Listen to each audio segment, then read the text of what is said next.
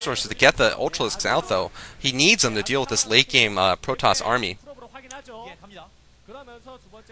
And meanwhile, finally, the first Ultra's coming out here at the lower left. And also, Naura getting a spot on this new expansion.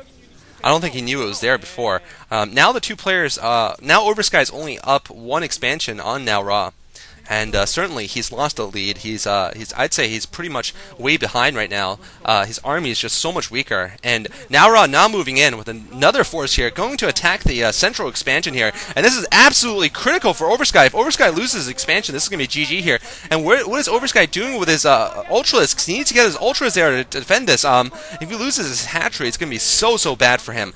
Looks like he is going to lose his hatchery. And wow, Oversky is just kind of throwing the game away here. Oh, it looks like he's going to be going for another flanking attack. I think Oversky is just a little too obsessed with the flanking attacks, though. I mean, while they are one of the Zerg's greatest strengths is to go for the flanking attack, because Protoss has to keep his army together, and Savior is well known for this. On the other hand, when your own hatcheries are getting destroyed like that, you really cannot just keep going for these flanks. And Oversky is just basically trying to just take down the second expansion from Naura over and over again, and this is going to be fruitless.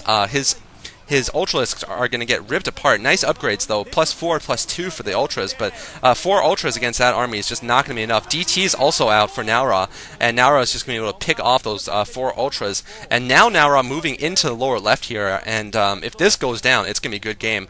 Definitely a good game for Oversky. Oversky with only 3 Ultras and 1 Sunken to defend. And now bringing a lot of forces, he might be able to hit them from behind, which is his only chance of saving this expansion, I feel. And now drones going in there, and they're going to get slaughtered by the Archons. He gets slaughtered by the Archons there, and this is just not going to be enough for Oversky. Even with these Ultralisks, it's not enough. And Oversky now going in for, looks like a final attack here at the second expansion. Looks like he's sending all of his troops there. All his overlords going there also. I'm not sure if they're full units or not, or if they just bring them there for vision. I think he is pretty much just bringing them there to give detection for the Ultras.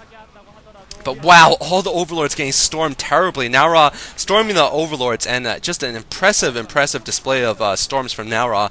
And Oversky actually managing to take down this expansion. So Oversky's last-ditch attack actually doing better than most last-ditch attacks, which usually just don't do anything. He's actually going to be able to take down this expansion. And now he's going directly towards the main here, and the main's actually completely undefended. So Oversky might be fighting himself back into the match, and that'll be a tremendous recovery. Naura just trying to use Storm to take care of these Ultras. But these 7 or 8 Ultralisks are just marauding all over the place here. Oversky is forced to bring back his entire army, but I think this entire army will be able to pick off these Ultras, and after they're picked off, I'm not sure what Oversky can do anymore.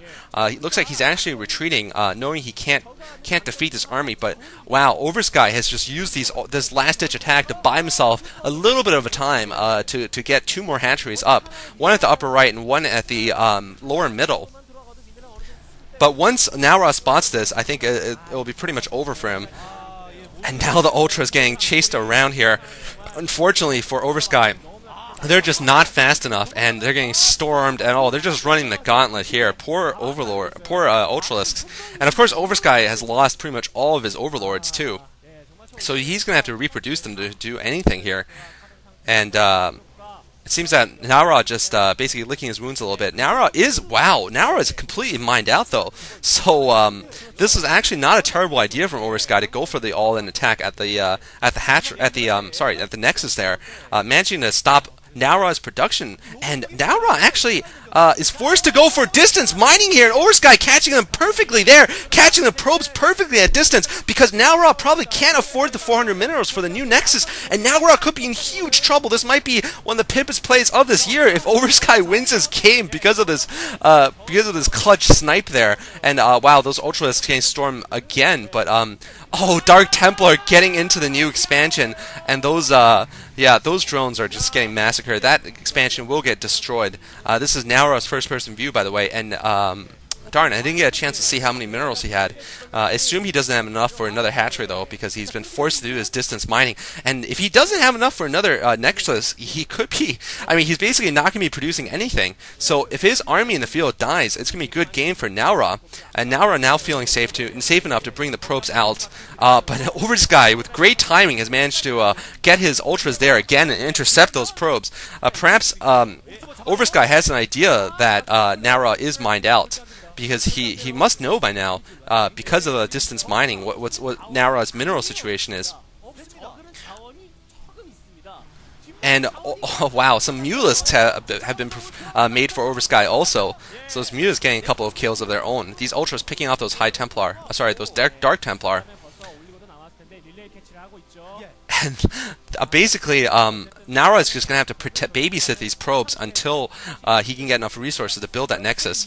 But Oversky, I don't think, has another expansion going up at all. I'm not sure what happened to that bottom expansion, and wow, Oversky needs the best control of his life right now to be able to pick off, be able to win this game, basically. And now, Oversky once again, oh wow, getting lurkers among these probes, and that's going to stop mining, distance mining once again. So Oversky may have a chance of winning this, believe it or not. And really, I think it's just a little bit of carelessness on Naura's part. He was going for the all-out attack about 10 minutes ago, and he just didn't build another expansion somewhere. Perhaps he didn't expect this expansion to go down. Maybe he expected Oversky to GG after losing 3 expansions, but Oversky, not known for GGing early, and he's certainly keeping himself in the game here. I'm not sure if he has any chance of victory, though, if he doesn't pull up an expansion of his own, because he's going to be mined out very soon, too. And certainly Naura has a superior army still. And Naura just still trying to babysit those probes, still trying to basically, I think he should just plant his forces there and wait until all the probes have gotten their minerals and moved backwards. And distance mining coming from Oversky also. It seems that Oversky has also run out of minerals. Perhaps that's why he canceled his hatchery, just to get the hatchery, the minerals to build some more units. And I did not expect this to happen so soon. Both players playing as if it were mined out, even though the game is far from mined out. It's because both just do not have enough minerals to build their expansions right now. And now Naura once again has to pull his probes back. Oversky once again taking this position. Oh, picking out some probes. You can pick off enough probes. That could also win him the game. He's getting a huge number of probes there. He's gotten at least 5 probes. I'm not sure how many Naura has left to spare. Of course, Naura just simply cannot afford to build any more probes given his mineral situation. But Naura going for the break at the front here, and Oversky going for an attack at Naura's base. So this could be another race for buildings here. And oh my God, this game might end the way Savior versus Naura ended in the first game, with both players rushing to see who can kill the other's buildings off. And wow, I did not expect this. This is absolutely crazy. Naura's trying to decide whether to go for Oversky's buildings or whether to come back and defend. Looks like he's actually going to pull back and defend. Of course, in the original Savior Naura game, he actually went for Savior's buildings and eventually eliminated him. But it seems I was getting too excited there. Oversky just does not have enough to break through even the front here, even the small little front here from Naura. And oh man, he's getting his Ultras caught in the midst of 3 Archons. Those Archons just with those huge electromagnetic arms just tearing the crap out of those Ultras. And yeah, those Ultras forced to run. Basically, will Oversky be able to get this expansion at the lower left? That's basically the question. And if he can get up a couple of units to protect it, now it's up to Naura basically to pick off that expansion at the lower left. And Naura once again now going for the distance mining. Oops! Oh, bad storm there.